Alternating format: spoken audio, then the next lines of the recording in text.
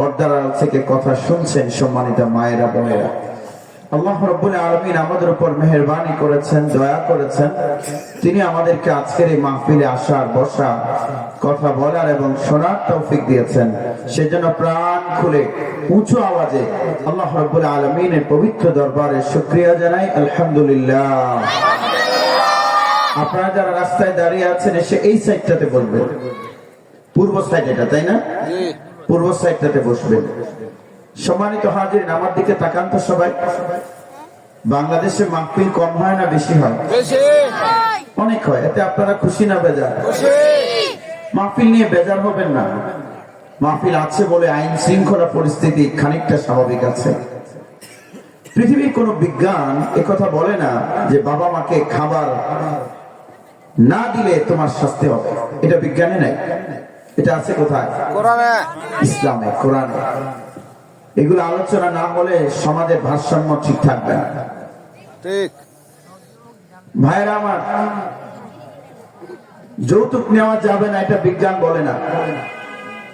এই রুমাল আমি টান মেরে নিয়ে যাব, এটা ইলিগাল হবে, এটা বিজ্ঞানে নাই, এটা ধর্মের বই আছে। এগুলো যদি আলোচনা না হয় সমাজ ঠিক থাকবে না। মাহফিল হওয়া দরকার। বাট আজকের এই মাহফিলে তোমরা দুইজন বসো, কোথায় যাও? তাড়াতাড়ি আসো, তাড়াতাড়ি। রাস্তায় যারা আছেন দ্রুত আসুন। মাহফিল হয় আমাদেরকে জাহান্নাম থেকে বাঁচাতে এবং জান্নাতে নিয়ে যেতে। কি বলেন আপনারা, ঠিক না?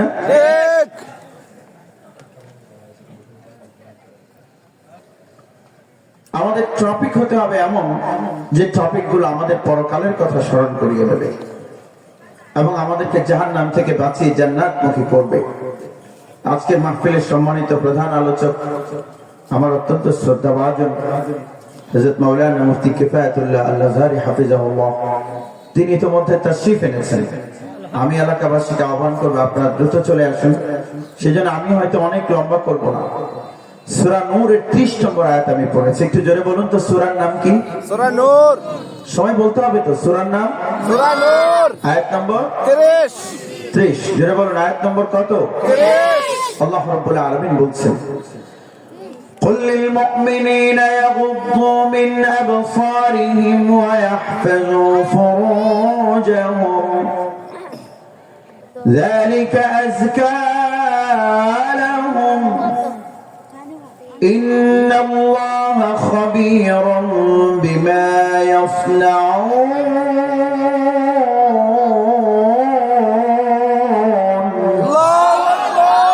الله বলছেন, কুল হে রাসূল আপনি বলে দিন, লিল মুমিনিন, মুমিন পুরুষদের, ইয়াগুদ্দু মিন আবসারিহিম, তারা যেন তাদের দৃষ্টিকে অবনমিত রাখে, ওয়া ইয়াহফাজু ফুরুজাহুম, এবং তাদের গোপনাঙ্গকে তারা যেন হেফাজত করে। যালিকা আযকা লাহুম, এটা তাদের জন্য পবিত্রতর। ইন্নাল্লাহা খাবীরুন, নিশ্চয় আল্লাহ খুব ভালো করে খবর রাখেন, বিমা ইয়াসনাউন, যা তারা করে সে ব্যাপারে। সম্মানিত হাজিরিন, আজকে আমি যে বিষয়ে কথা বলতে চাই তা হলো চরিত্র রক্ষার গুরুত্ব। আরেকটু বিস্তারিত বলতে গেলে বিষয় হলো জেনার কুফল। জোরে আওয়াজ করে বলুন তো, আমাদের সমাজে জেনা আছে না নাই? আছে। জেনার সাথে কিন্তু শুধু পুরুষ সম্পৃক্ত হলে জেনা হয় না। আমি যদি চাই দুজন মানুষে মিথ্যা কথা বলে ফেলবো, অসম্ভব না সম্ভব? সম্ভব। দুজন মানুষকে গীবত করবো, অসম্ভব না সম্ভব? সম্ভব। একজন পুরুষ আরেকজন পুরুষের সাথে প্রতারণা করবে, অসম্ভব না সম্ভব? কিন্তু জেনা চাইলেই দুজন পুরুষে করতে পারে না। সেখানে কি লাগে? মহিলা, নারীও লাগে। এই জন্য মা বোনদের মনোযোগ আকর্ষণ করছে। আমার ভাইয়েরা একটু জোরে আওয়াজ করে বলুন, আমাদের সমাজে নানা রকমের জেনা আছে না নাই? আপনারা সবাই নেমে যান, দ্রুত নামুন। আগামীকালকে তো মাহফিল পাবেন না, নেমে যাও সবাই, স্পেশাল দোয়া হবে। মাশাআল্লাহ। এই সাইডে আসো, এই সাইডে। এলাকার সব ছেলেরা খুব ভালো। পূর্ব সাইডে আসো। আপনি আমাকে সময় মনে করিয়ে দেবেন কিন্তু। তাহলে 30 বাজতে কয় মিনিট আছে? 4 মিনিট পরে আবার দোয়া হবে। 4 মিনিট সময় বাড়িয়ে দিলাম। 4 মিনিটের মধ্যে মধ্যে যারা মাহফিলের প্যান্ডেলে এসে ঢুকবে